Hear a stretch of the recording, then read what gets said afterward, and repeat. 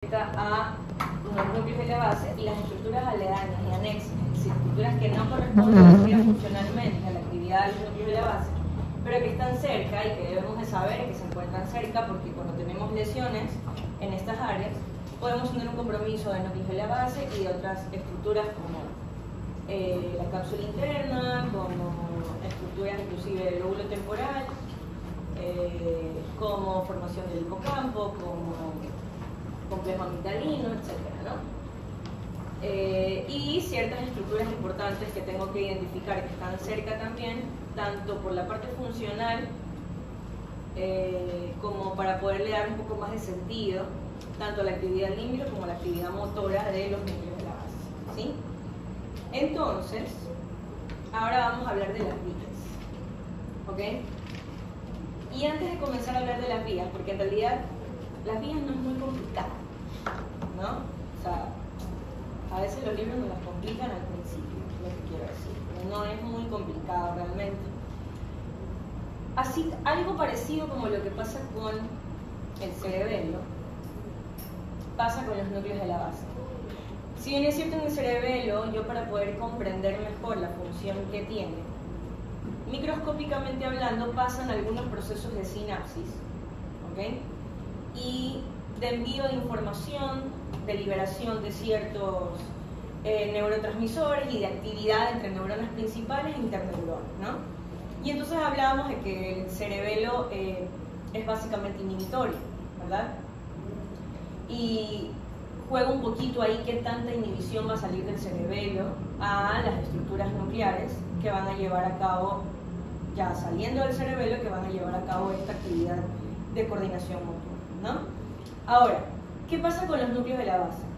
Los núcleos de la base son un conjunto, o es como un equipo básicamente, de varios grupos nucleares, varios grupos de sustancia gris, que no son otra cosa que, al igual de todo lo que hemos estudiado en núcleos, un conglomerado de cuerpos de neuronas, que dependiendo de qué neuronas sean estimuladas o qué neuronas sean inhibidas, es lo que me va a dar resultado como mayor...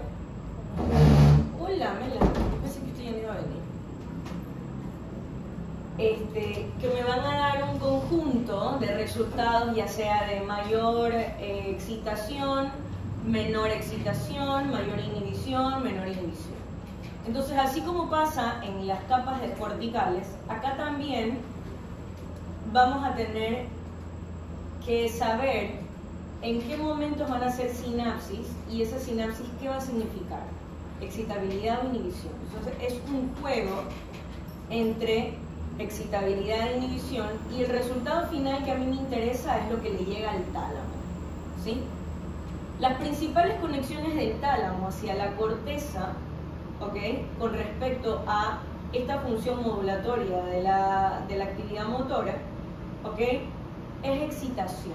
Es decir, las fibras talamocorticales con función motora, ¿okay?, son principalmente excitatorias. Es decir, son conexiones que van a excitar a la corteza por medio del glutamato, ¿sí? Eso ya ahí tenemos que tenerla clara, ¿ok? Entonces, bajo ese principio, aquí va mi pregunta. Nosotros tenemos dos vías de conexión. Una vía de conexión directa y una vía de conexión indirecta, ¿sí?, de los núcleos de la base. ¿Cuál es la función de la vía de conexión directa? No,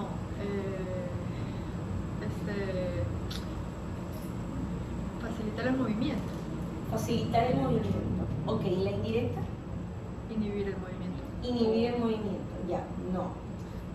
Verán, yo sé que eso se puede llegar a entender, pero no pasa así. Es decir, a ver,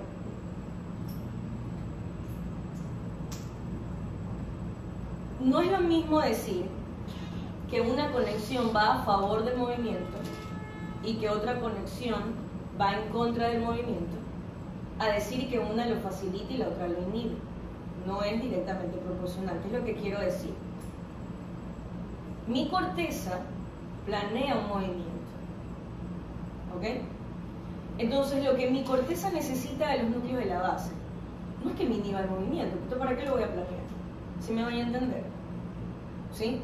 Mi corteza lo que necesita es que los núcleos de la base puedan facilitar, o más bien, que puedan hacer que la actividad motora sea lo suficientemente ágil, ¿ok? Pero precisa. Es decir, no tener demasiada agilidad y quitarle precisión al movimiento, y ahí es cuando yo tengo movimientos hipercinéticos, es decir, yo tengo más agilidad de la que debería de tener, ¿ok? Entonces tengo más actividad, ¿ok?, contráctil o flexora de grupos musculares de la que debería de tener, entonces le quita precisión al movimiento. ¿Sí? ¿Sí vamos bien ahí? Sí. Más o menos, a ver, un ejemplo, ¿ya? Si mi movimiento planificado, ¿sí?, es coger esta botellita de cola, abrirla y tomar cola, ese es el movimiento. La planificación del movimiento es tomar cola, ¿verdad? Entonces, para eso yo necesito varios momentos en los que tienen que actuar distintos grupos musculares y que cada grupo muscular, no todos van a ser agonistas, ¿no? Va a haber un momento en que el grupo muscular va a dar antagonismo. ¿Qué significa antagonismo? Postura. Por ejemplo, si yo quiero coger la botella, por ejemplo, yo tengo que extender el brazo, ¿sí?, y tengo que mantenerlo en contra de la gravedad. Eso es un mantenimiento de postura, eso es antagonismo, ¿sí? ¿Qué habrá sido agonismo, por ejemplo? La flexión, ¿sí? Entonces ya cuando yo mantengo suspendida la extremidad, eso es un antagonismo, ¿sí? Viene el agonismo, ¿qué es? El movimiento de agarre, ¿verdad? Cuando yo levanto la botella y la mantengo ahí, obviamente lo estoy haciendo demasiado lento para entender lo que quiero decir, ¿no? Y la mantengo en contra de la gravedad, ahí tengo que mantener una postura del brazo extendido y el movimiento de la formación de puño de la mano también lo tengo que mantener, y una actividad antagonista, ¿sí? ¿Qué vendría a ser luego antagonismo? Esto, ¿sí? Mover las manos para abrir, ¿ok?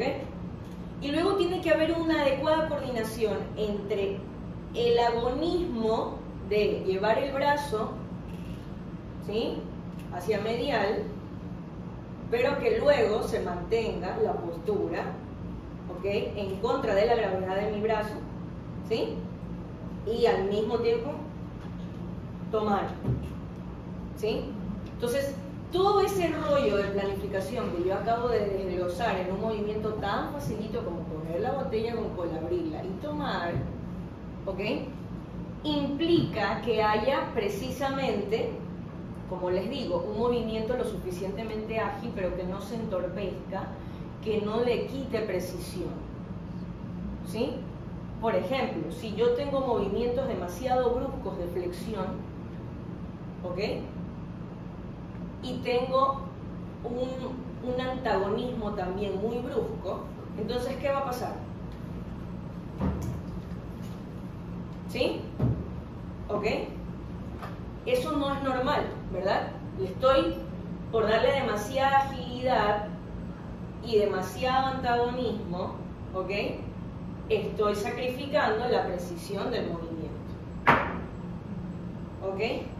Entonces, ¿qué hacen los núcleos de la base? Los núcleos de la base hacen que el movimiento sea lo suficientemente prolijo, ágil, ¿sí?, preciso, pero también fluido, es decir, que haya una fluidez entre el mantenimiento de la postura y el agonismo, es decir, entre el agonismo y el antagonismo. ¿Qué significa esto? Los núcleos de la base no inhiben el movimiento. Si yo digo inhibir el movimiento es no mover, y eso es falso. Los núcleos de la base no va a tener alguna función para evitar que yo me mueva, ¿sí? Lo que hacen es que haya una adecuada coordinación entre el agonismo y el antagonismo para que el movimiento sea prolijo, ágil, fluido y preciso, ¿sí? Es mucho más específico y más especial, si se dan cuenta, de lo que hace el cerebelo, ¿ok? El cerebelo más es como de coordinar extremidad, ¿ok? Cuál actividad motora va primero, cuál va después durante todo el movimiento, pero acá es mucho más preciso, es decir, ¿qué tanto yo voy a estimular a los agonistas ahorita y después reduzco el estímulo de los agonistas y aumento un poquito el estímulo de los antagonistas? Luego reduzco el de los antagonistas y luego aumento el de los agonistas. ¿Sí? Es muy preciso. ¿Sí me doy a entender? ¿Ahí mejor? Ok. Entonces es por esto que yo cuando tengo lesiones en los núcleos de la base, yo puedo tener los dos, más bien tres posibilidades.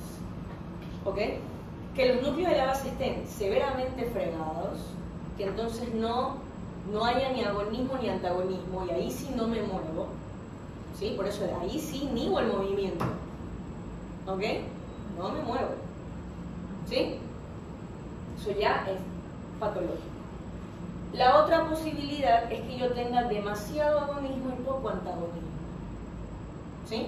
Entonces hago movimientos hipercinéticos. ¿Qué significa hiper? Mucho. Cinético de movimiento. Entonces me estoy moviendo de más de lo que debería. ¿Sí? Y luego tengo los hipocinéticos. Hipo de poco, cinético de movimiento. ¿Sí?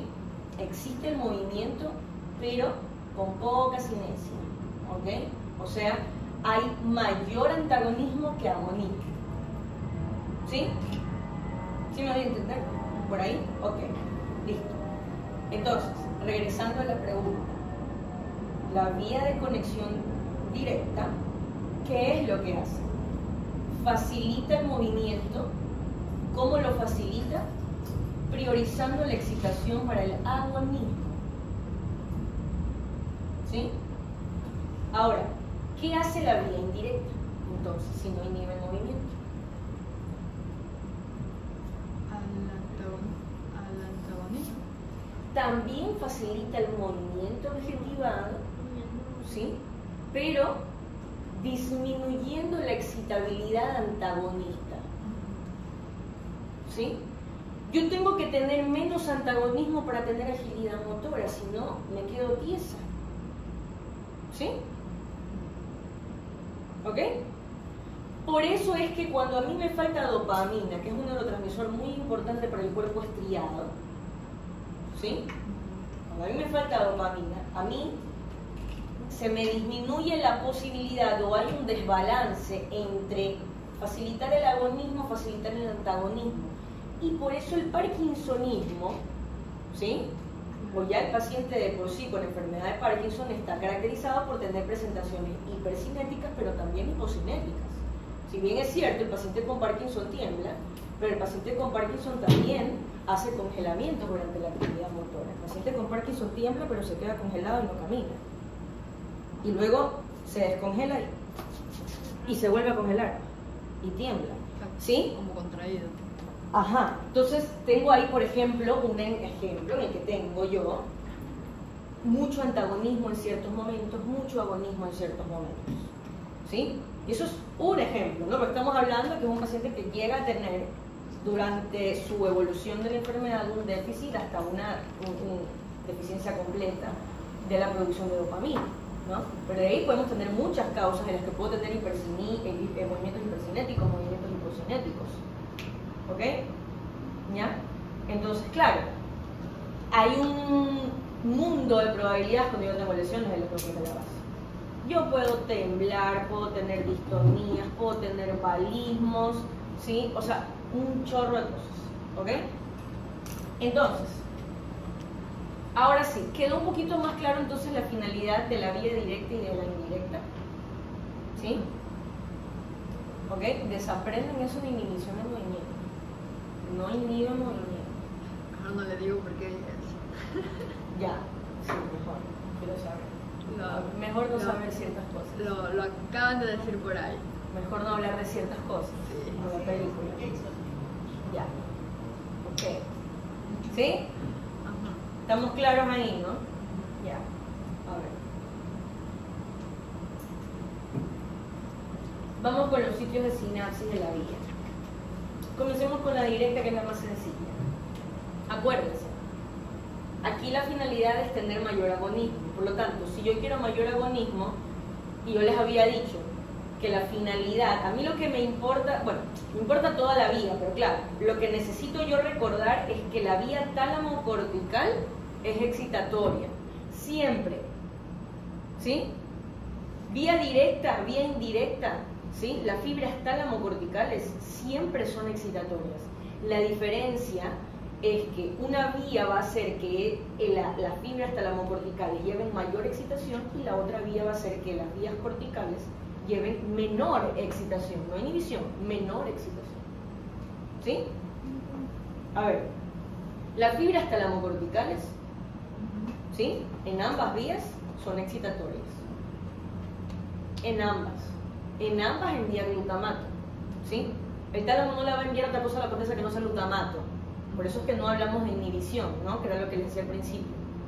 En ambas. ¿Cuál es la diferencia entre cada vía? Que el resultado de la vía directa, ¿sí? Es que las fibras tálamo-corticales lleven mayor excitación a la corteza. Mucho glutamato, ¿sí? Y de la vía indirecta, ¿cuál es la finalidad? Que las fibras tálamo-corticales igual envíen glutamato, pero en menor cantidad, ¿sí? Menos excitación tálamo-cortical, ¿sí? Por eso, de nuevo, hasta por principio microscópico y fisiológico, no hablamos de que la vía indirecta es una vía de inhibición. Porque si fuese así, entonces el tálamo enviará proyecciones inhibitorias a la corteza, y eso no pasa, ¿sí? En ambos se envía glutamato, la diferencia es la cantidad de... O sea, porque en la vía indirecta estoy inhibiendo más al tálamo, entonces por eso va Ya, menos excitación, así. Ya vamos a hablar de eso. Todavía no nos adelantemos. Primero quedémonos con que en ambas hay excitación, solamente que en la directa hay mayor excitación y en la indirecta hay menos excitación. Ya vamos a ver el resultado de por qué se da eso, ¿sí? Ahora, vía directa. ¿Cómo empieza la vía directa? Porque esto es prácticamente un circuito, ¿no? Porque todo tiene que tener feedback hacia la corteza. Siempre con lo motor, acuérdense que todo tiene que tener feedback a la corteza porque existe un corticoespinal que es el efector. Entonces todo tiene que regresar a la corteza, por lo tanto yo tengo un circuito, ¿ok? ¿Cómo empieza este circuito de activación de los nervios de la base?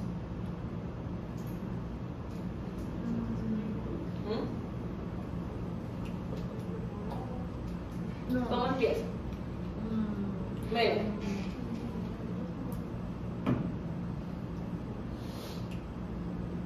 ¿Cómo empezamos? Con la vía directa.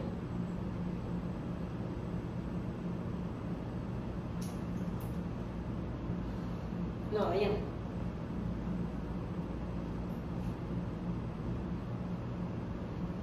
No, Ángel. Tampoco. O sea, sabían que venían a ver eso hoy y ni siquiera una leidita, Manuel. Empezando desde la corteza y va hacia los núcleos nasales. ¿De qué parte de la corteza?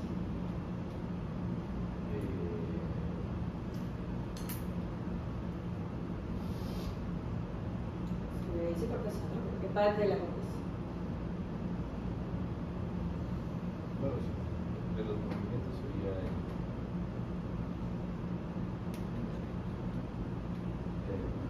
frontal.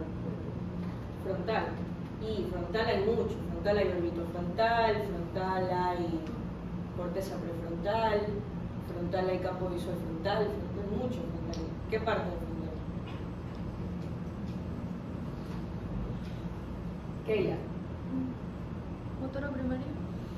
Motora primaria, ¿le parece? Es porque si yo quiero ejecutar un movimiento, entonces Correcto, hay que ejecutar. Los núcleos de la base lo van a ejecutar. no, pero corteza quiere, ¿verdad? Entonces, ¿cuál corteza? Pues sí, no, pero ¿cuál? Sofía, ¿cuál corteza? la de asociación.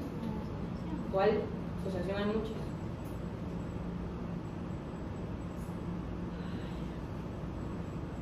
Rosa. ¿Ah? No me dé número, nombre de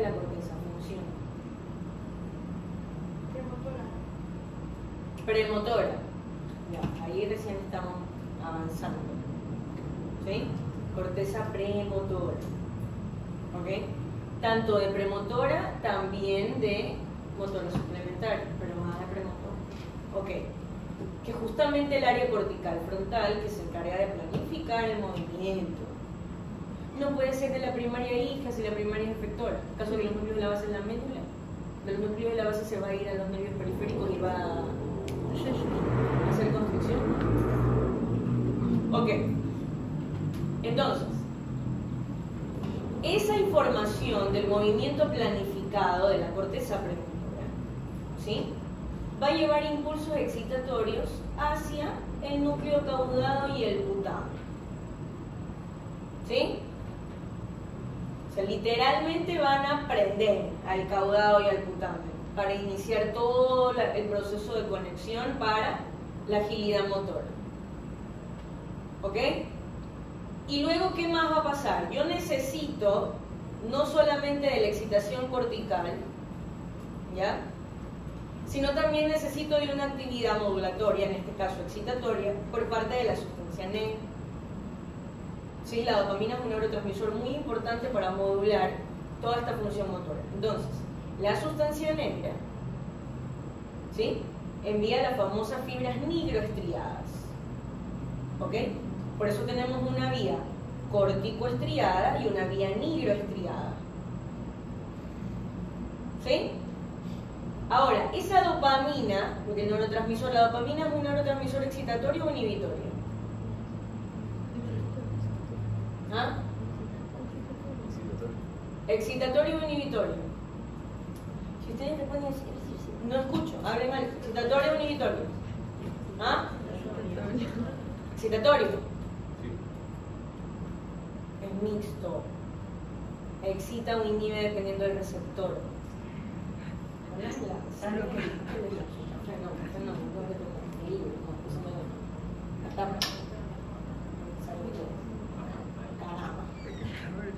¿Ah? La dopamina actúa dependiendo del receptor, hijos. Receptores dopaminérgicos 1 actúa como excitador, receptores dopaminérgicos 2 actúa como inhibidor. ¿Qué pasó con esa fisiología? Bueno, entonces la dopamina va a actuar, en este caso, como actúa receptores dopaminérgicos 1, ¿sí?, va a actuar como un neurotransmisor excitatorio. Entonces, ¿qué es lo que yo busco? Yo busco excitar al cuerpo estriado, y el cuerpo estriado va a estar formado principalmente por neuronas ¿de qué tipo?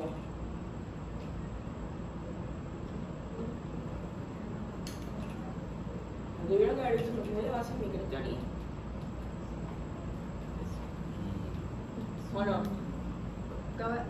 ¿Ya vieron? GABAérgicas. GABAérgicas. ¿Ya vieron un núcleo de la base en microteoría? Algo así. ¿Cómo que algo así? En O sea, sí vieron.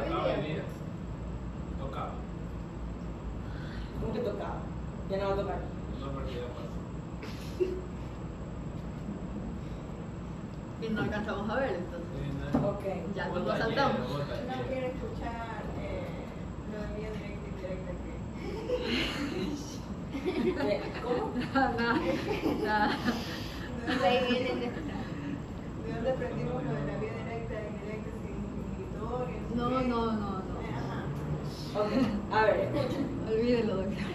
Ya, escuchen. ¿Sí? Neuronas GABAérgicas. Es decir, aquí viene lo que yo les decía.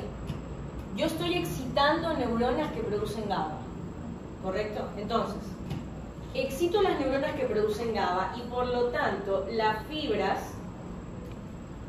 estriopalidales, ¿sí?, las que se van al globo pálido, en específico al interno, van a ser fibras que van a enviar mucha cantidad de GABA. Es decir, yo estoy activando mucha neurona productora de GABA y por lo tanto envío mucho GABA al globo pálido. ¿Sí me explico? Hola. Bueno, pues.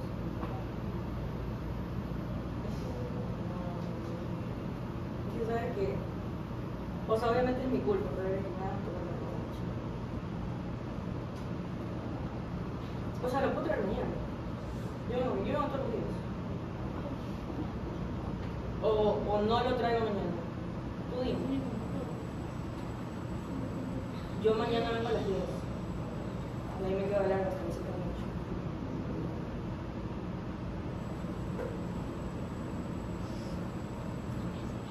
Mejor el jueves. Ok, dale. Ya, está bien. ¿Puedo correr al baño? Ah, vaya. Ok. ¿Sí? Entonces, yo excito neuronas GABAérgicas y produzco mucha cantidad de GABA hacia el globo pálido interno. ¿Sí? Es decir, ¿qué está pasando entonces en el globo pálido interno? Le llega inhibición al globo pálido interno y luego ¿qué pasa?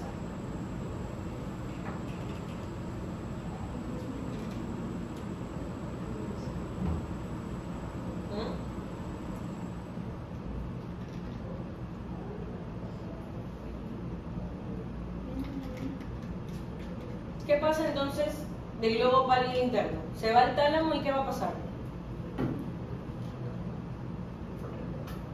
Activaría al tálamo. ¿Cómo? Activaría al tálamo. ¿Cómo activa el tálamo? ¿Cómo es eso de activar el tálamo? ¿Mm?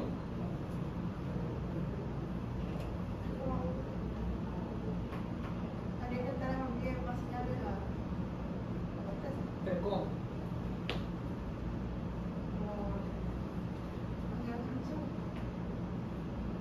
Sí, mi niña, pero ¿cómo?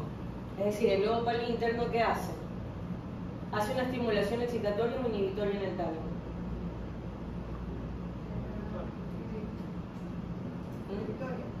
¿Mm? Inhibitoria. A ver, vean, escuchen. En el tálamo yo tengo neuronas excitatorias e interneuronas inhibitorias.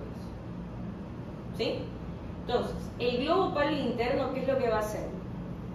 Va a inhibir a las interneuronas inhibitorias.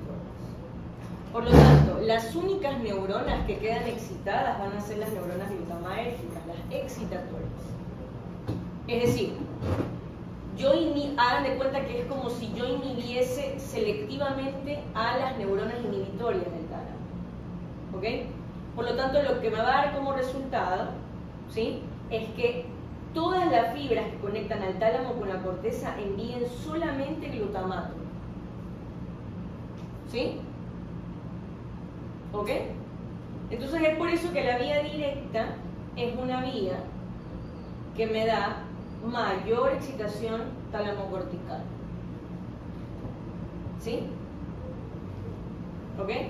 Y ahí es cuando le damos el nombre de la vía dependiendo de las zonas de sinapsis. ¿Ok? ¿Sí? Fibras nigroestriadas. ¿Ok? Fibras córtico-estriado palidotálamo-corticales. ¿Sí? Literalmente, sí, no, ahí como que ya tiene más sentido, ¿no? Literalmente es, ¿ok?, el nombre de los sitios de sinapsis. ¿Ok? ¿Sí?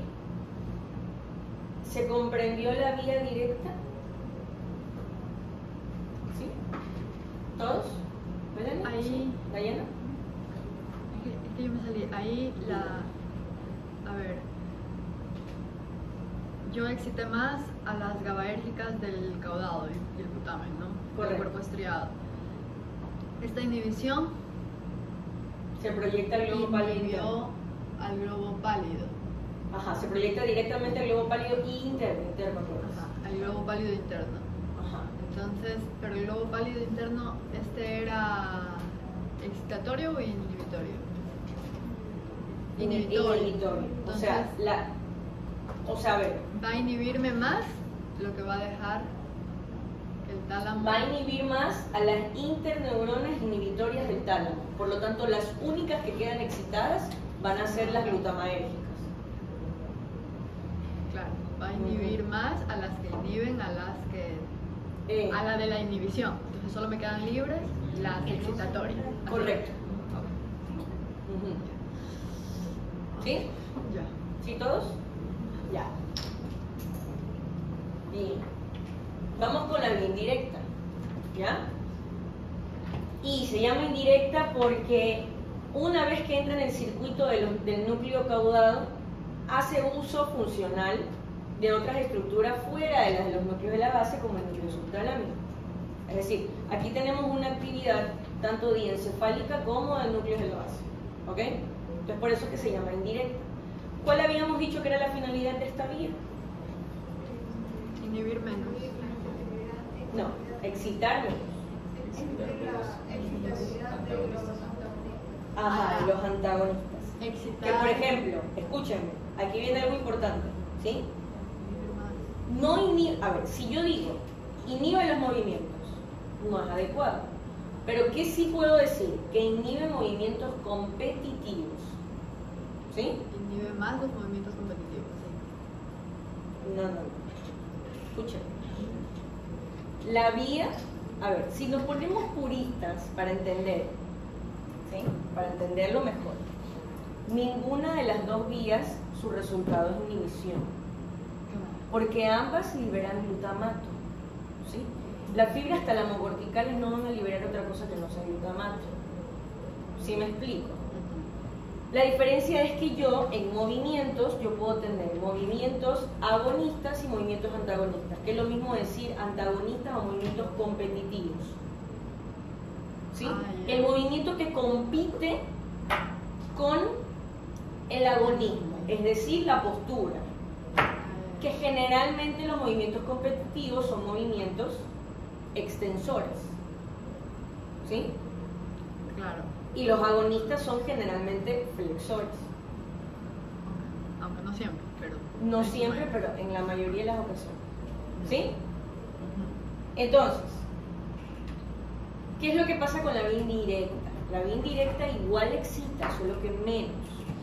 Porque yo durante el movimiento necesito un mantenimiento de postura también. ¿Sí? Porque yo no me muevo así, como siempre les doy el ejemplo de esos muñequitos inflables que ponen en las concesionarias. No me muevo así, ¿verdad? Yo mantengo cierta postura. ¿Ok? Si yo estoy, por ejemplo, mi movimiento objetivado es tipear en el alto, ¿verdad? Mis dedos están haciendo un movimiento agonista, ¿ok? Pero mis brazos están haciendo un movimiento antagonista. Porque si yo moviera mis brazos con los dedos, entonces yo no puedo tipear en la computadora. ¿Sí? Tengo que mantener una postura del brazo, que eso es un antagónico, ¿ok? Pero mis dedos se están moviendo, que eso es un agonista. ¿Sí me explico?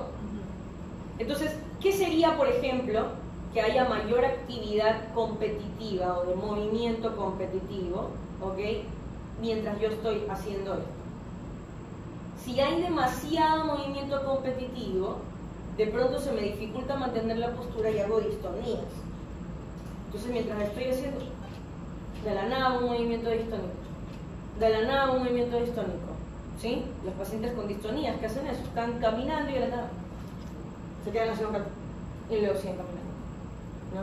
Están hablando contigo y se tuercen, ¿ya? ¿Ok? Entonces, porque hay mucho movimiento competitivo, mucho antagonismo. Lo que hacen las vías es que haya mucho agonismo, o sea, más bien, perdón, que haya mayor excitación agonista y menor excitación antagonista. ¿Sí?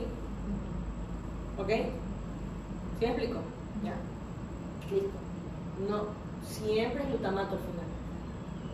Eso no le podemos llamar inhibición porque el glutamato es excitatorio. Ese sí es excitatorio per se. ¿Ok? Ya. Ahora, ¿cómo empieza? Empieza casi igual que el anterior. ¿Sí? La diferencia es las zonas de excitación o de inhibición. ¿Sí? A ver. Yo igual tengo unas fibras córtico estriadas. ¿Sí? Fibras que van de la corteza premotora y parte de la suplementaria al núcleo caudado imputado. ¿Qué van a enviar? Excitación. Excitan al núcleo caudado imputado, igualito como en el directo. ¿Cuándo viene la diferencia? en la actividad de la dopamina de la sustancia negra, ¿sí? La vía nigroestriada de la vía de conexión indirecta, ¿sí? Envía dopamina, pero es una dopamina que va a actuar en los receptores D2 del cuerpo estriado. ¿Y qué habíamos dicho de los receptores D2? Era una acción dopaminérgica inhibitoria, ¿sí? Entonces, ¿qué va a pasar?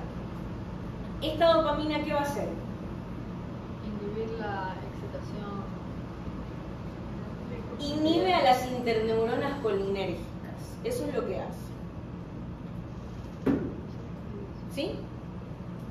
¿Ok? Entonces, corticoestriado excita a las GABAérgicas. ¿Sí? Dopamina de nigroestriado, de la vía nigroestriada, si la dopamina que viene de la sustancia negra, me inhibe a las interneuronas excitatorias colinérgicas. Es decir, de las pocas interneuronas que son excitatorias, las inhibe. ¿Sí? ¿Ok? Entonces yo tengo una mezcla de que estoy inhibiendo a las neuronas excitatorias, ¿sí? Y estoy excitando a las GABAérgicas. ¿Qué eso qué me va a dar como resultado? Harto GABA. Mucho más que lo que pasaba en la directa. ¿Sí? ¿Sí me voy a entender? ¿Vamos bien ahí? ¿Sí? Ya. Entonces, toda esa carga de GABA se va a proyectar al globo pálido externo.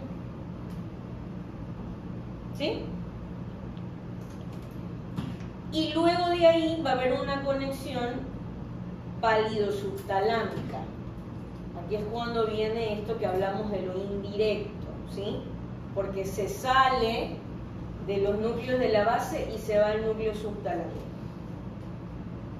¿Ok?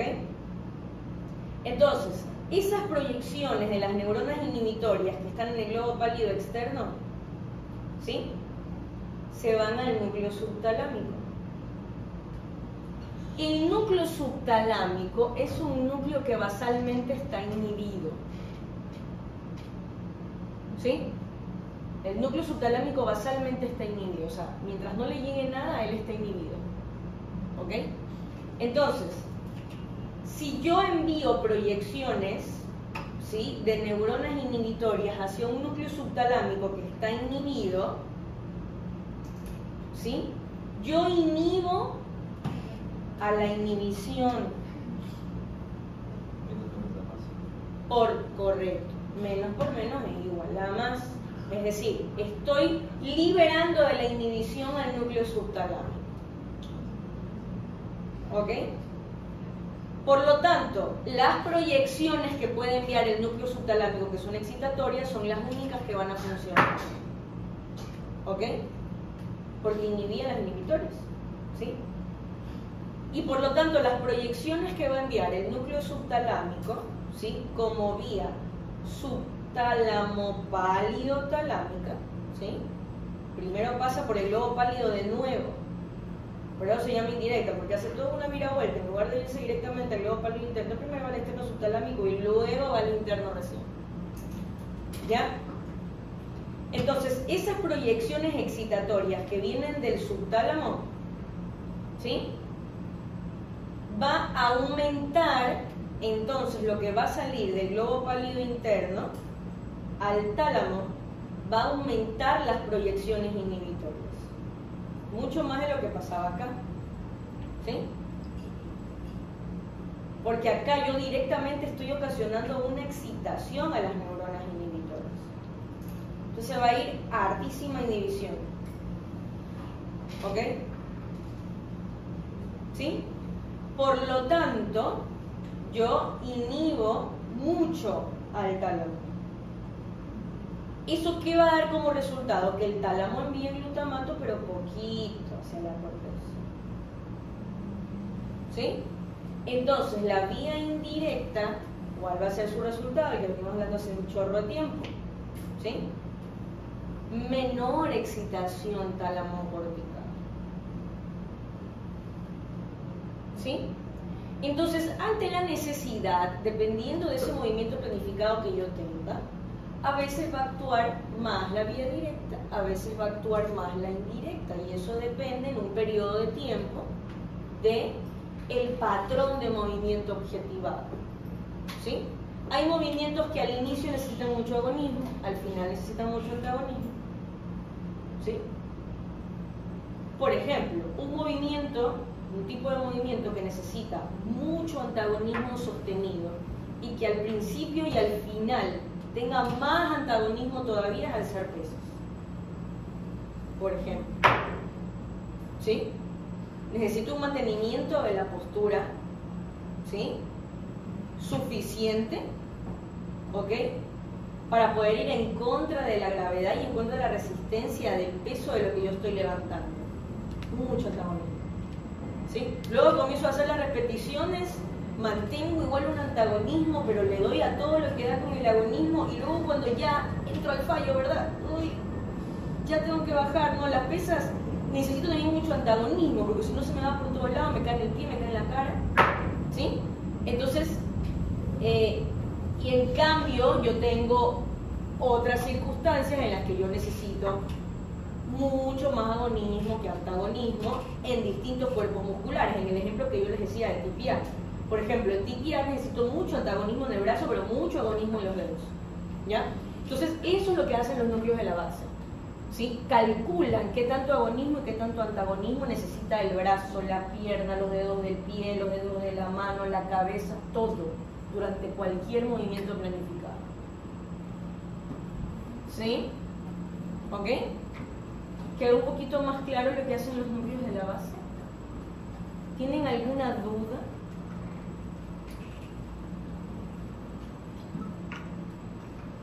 ¿No? Ahora, la presentación de la parte sindrómica cuando yo tengo lesiones de los núcleos de la base es muy variada. Muy variada. ¿Ok?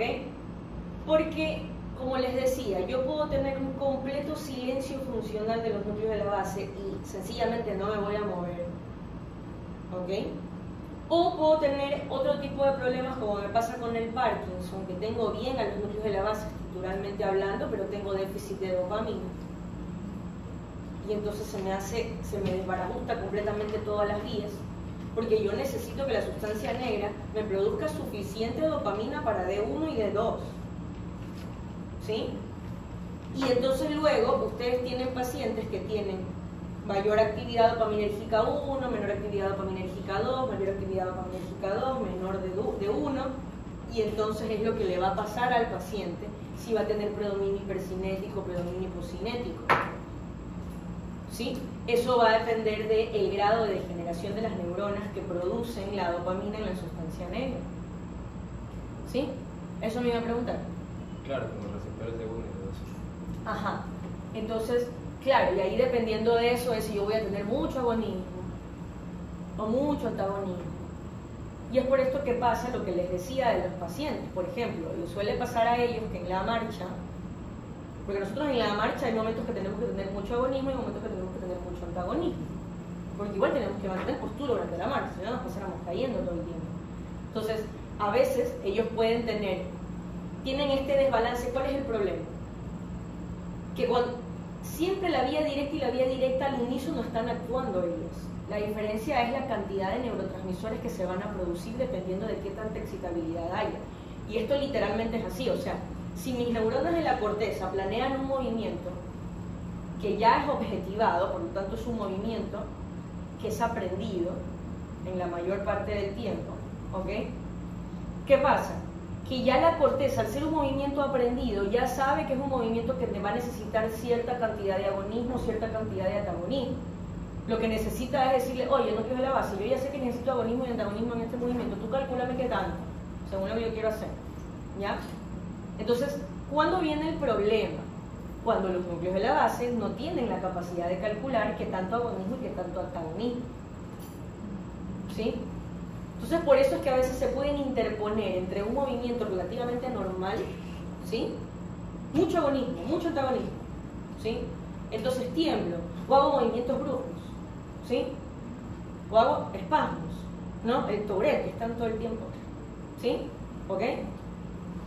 O tiemblo, como el paciente con Parkinson, o el temblor de núcleos, el paciente con Parkinson que hace el temblor en cuentadedos, que en realidad la característica del temblor de cuentadedos es verdad que es una hipercinesia, pero es porque también tienen una hipocinesia o tienen un antagonismo aumentado en el mantenimiento de la postura de la mano, por eso la tienen así y hacen en cuentadedos.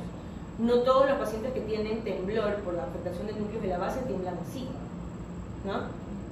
¿Ok? Los pacientes que no pueden tener mucho antagonismo y tienen solamente mucho agonismo, y entonces, ¿sí? Es diferente, ¿ok? Pero entonces yo puedo tener distintos tipos de presentación, ¿ok? Y así, ¿no? Entonces, bueno, no hay ninguna pregunta entonces. ¿Por qué si se menciona habría balismo? ¿Cómo? ¿Por qué sería balismo? Porque es más característico el balismo que en el subtálamo. Hay muchas explicaciones teóricas, no se ha llegado a la conclusión final porque primero no hay muchos pacientes que hacen balismo, ¿ya? Entonces no hay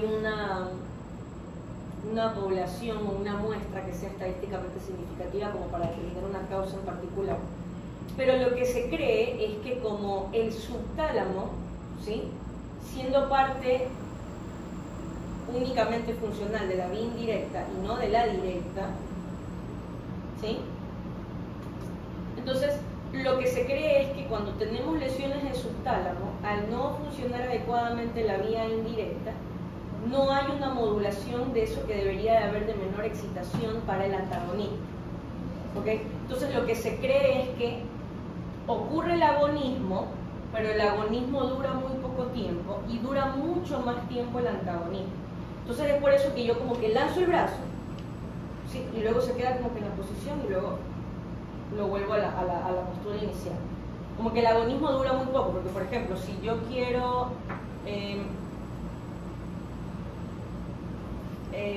coger el termo, ¿verdad? ¿No? Yo hago este movimiento, el agonismo tiene que tener un tiempo determinado para que sea fluido. No voy a hacer así, se me va el brazo, vuelvo el termo, ¿no? Entonces eso es lo que suele pasar con los balismos. Ahora, lo que se cree además de eso es que como no hay esa actividad regulatoria del antagonismo, hagan de cuenta que es como que se está peleando su antagonismo no adecuado a los núcleos de la base con la actividad de mantenimiento de postura de otras estructuras que sí funcionan, como vestibular, cerebelo, ¿sí? Entonces, se cree que es como que es una como pelea entre, ¿no?, el antagonismo con el mantenimiento de la postura, y por eso es que los presentan a veces sin necesidad de hacer un movimiento objetivo. El paciente con balismo muchas veces no está haciendo ningún movimiento objetivo y hace balismo, ¿ya? Entonces se cree que va por ahí, pero como le digo, es básicamente como que hay demasiado antagonismo y que dura muy poco tiempo el agonismo, ¿sí?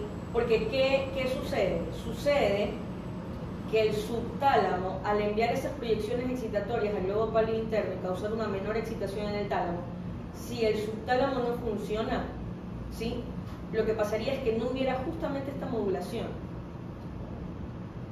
y la vía indirecta no me daría el resultado que yo quiero, que literalmente es menor excitación antagonista. Entonces tengo agonismo que funciona y un antagonismo que en lugar de ser menor excitación hay mayor excitación. Entonces tenemos mucha excitación antagónica y mucha excitación agonista, ¿sí?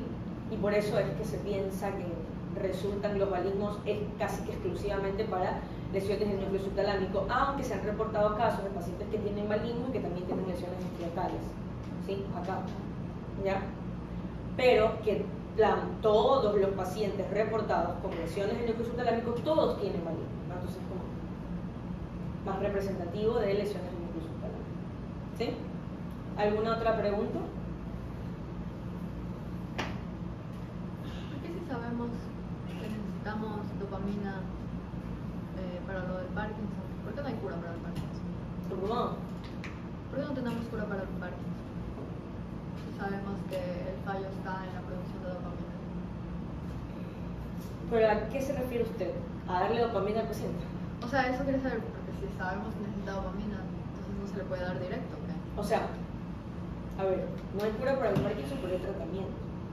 Te puede retrasar la progresión de la enfermedad precisamente utilizando agonistas dopaminérgicos. El tema es detener o evitar que se dé la degeneración neuronal que produce el déficit de dopamina. ¿Sí me explico? ¿Ya? Entonces, sí se puede tratar el Parkinson, que es diferente de curar, ¿no? Curar sería revertir ese problema de degeneración neuronal que lleva a que haya déficit dopaminérgico, o sea, la degeneración de la sustancia negra. Sería, claro, corregir o... Claro, ese es el tema. Y bueno, se han propuesto, sigue todavía en estadio, creo que 2. Por ahí se están probando algunas terapias que hay que ver si de aquí quizá al próximo año, puede ser 2026 quizá, o 2027, se obtienen resultados de algo que pueda funcionar. Bueno, listo, preguntas. Vaya.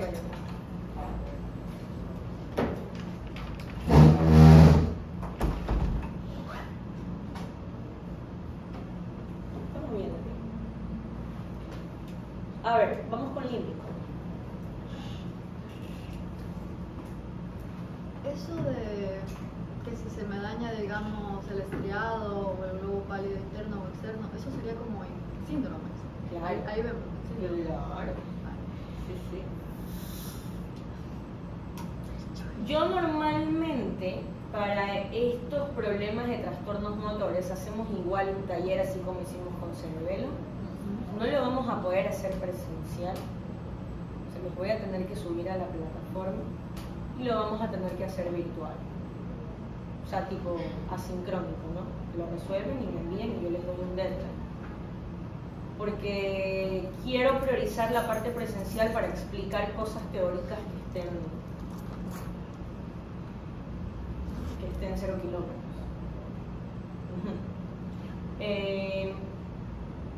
Y así igualito, no les enviaré los videos, ustedes van a analizar los videos igualito, pero les voy a dar un deadline.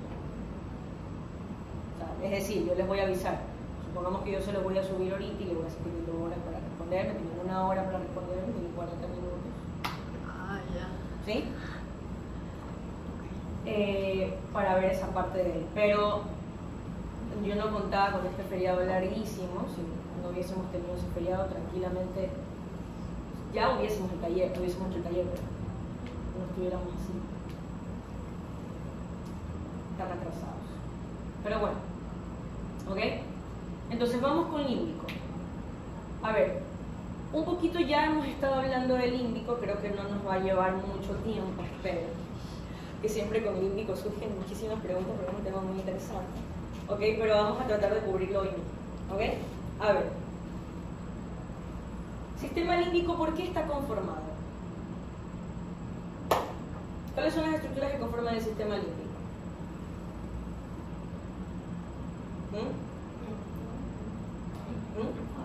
¿El qué? Ok, el fornix es uno, ¿qué más? Amígdala. Complejo amigdalino, fornix, ¿qué más? Corteza cingulada. Ay, amígdala, ¿qué cosa? Corteza cingulada. Corteza cingulada, corteza del cíngulo, es decir, toda la formación del hipocampo, toda la circunvolución de cíngulo como tal, no solamente la corteza, porque también me importa la sustancia blanca subcortical del cíngulo, ¿no? Por desconexión. ¿Qué más?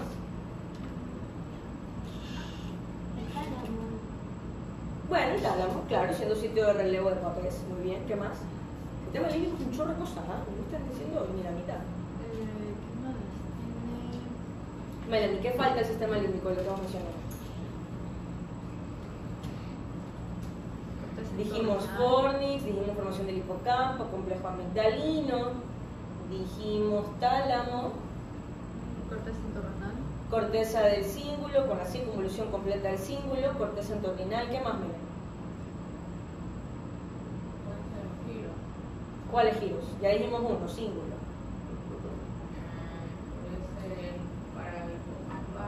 Paripocampal. ¿Y qué tiene el giro paripocampal? Porque yo sé que está señalado, ¿no? ¿Qué hay en el giro paripocampal? Ya lo dijo Keila, es la corteza entornal. ¿Qué más? ¿Qué más, Melo?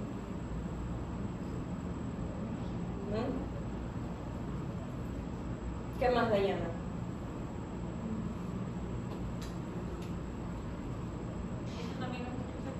¿Cómo? Los núcleos septales. Núcleo septal, o el área septal por completo, ¿ok? ¿Qué más, Ángel?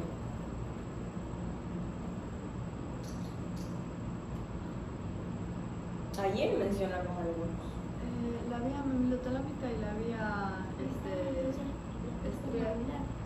Vía mamilotalámica, o sea, cuerpos mamilares, es decir, hipotálamo. ¿Qué más? Cuerpo estriado. No. El cuerpo estriado, todo como cuerpo estriado, ¿no? Y pero sí el núcleo accumbens y sí la cola del núcleo caudal. ¿Sí? O sea que el cuerpo no.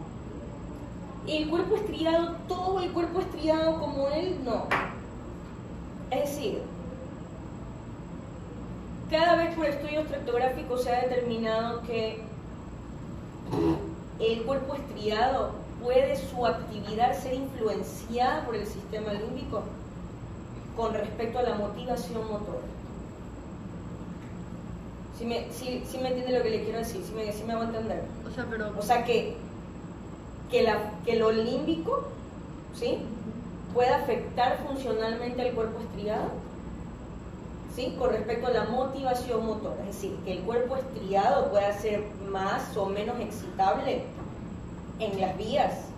Por motivación emocional a moverse, a hacer algo. Correcto, así es. Eso sí, pero que implique toda su funcionalidad como cuerpo estriado directamente al sistema límbico, no. ¿Sí me explico? Y lo vimos ayer también. Dijimos los núcleos septales, lo mencionó Dayana, que fue lo que hablamos ayer un poco. ¿Qué más? Si hablamos de corteza entornal, podemos hablar de los núcleos olfatorios también, Así por el. que pueden implicarse en la memoria también. ¿Y qué más? Núcleo basal de Meigne, ¿sí?, también es importante en el sistema límbico. ¿Ok? ¿Sí? No de Meigne. De Meigne. Y termina en T. Por si acaso. Ya. A veces se confunde. No, de verdad que se confunde. Al momento de decir, ponen la primera. A ver. Bueno. Entonces, el sistema límbico,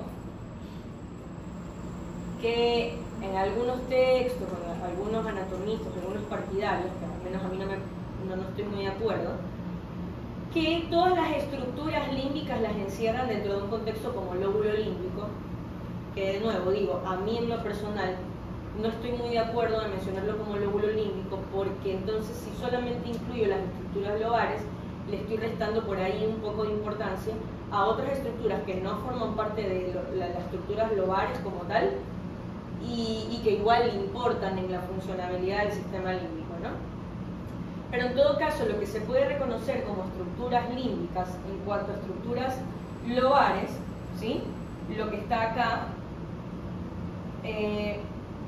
representado en color azul, ¿ok? Circunvolución del cíngulo con todo, no solamente su corteza, sino su sustancia blanca subcortical, ¿ok?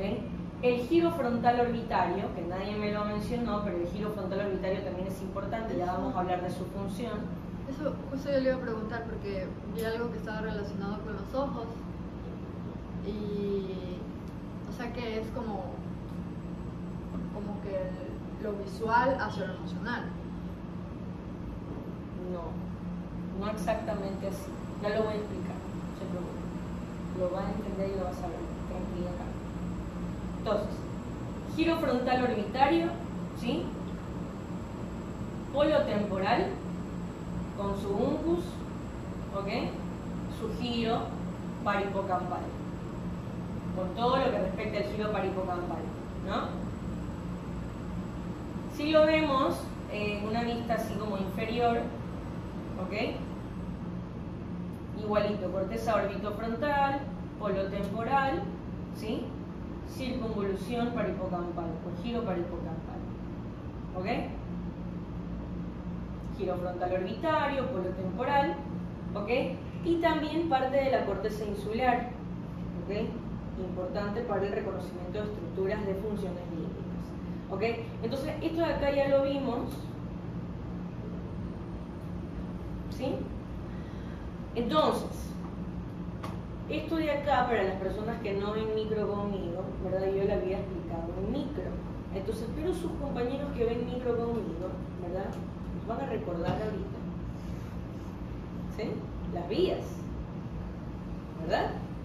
Entonces, en microscopía nosotros habíamos hablado de dos vías importantes, así como los núcleos de la base tienen su vía directa e indirecta, ¿sí?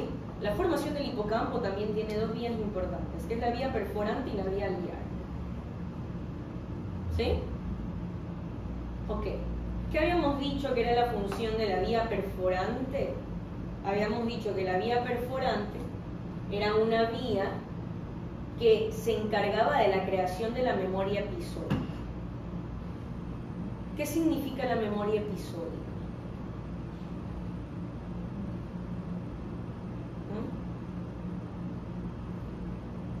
Según he entendido,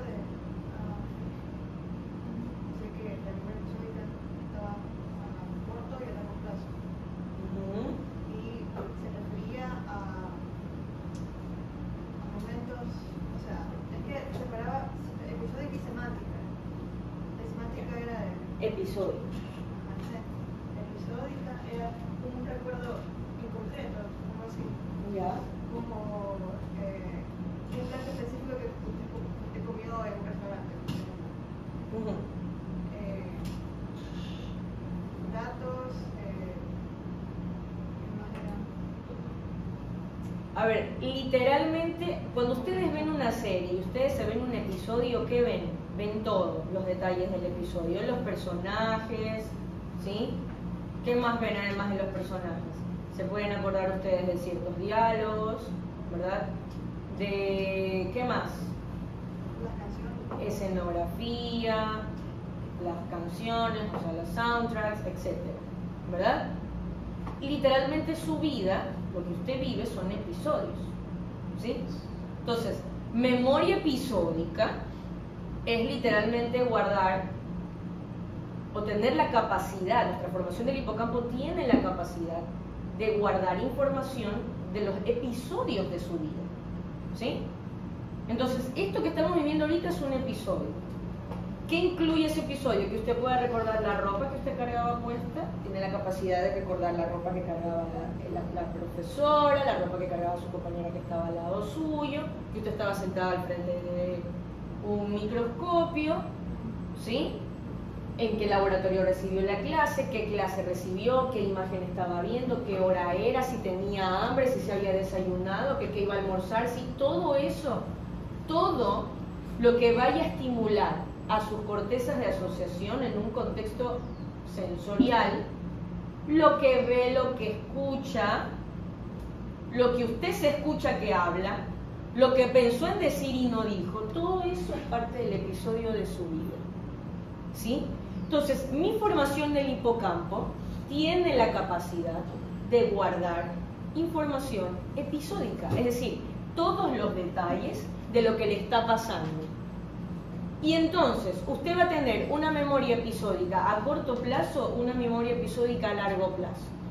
Y esto es así. Corto plazo, ¿sí?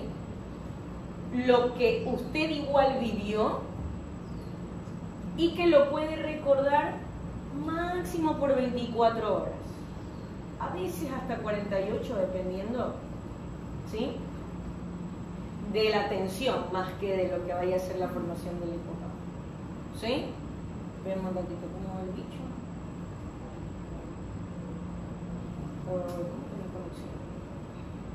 Ya, entonces, a largo plazo es, entre más estímulos de ese episodio de vida usted tenga e ingresen a su circuito de Babbage, mayor probabilidad va a haber de que haya una memoria episódica a largo plazo, es decir, que usted recuerde más detalles de ese episodio de su vida. ¿Ok?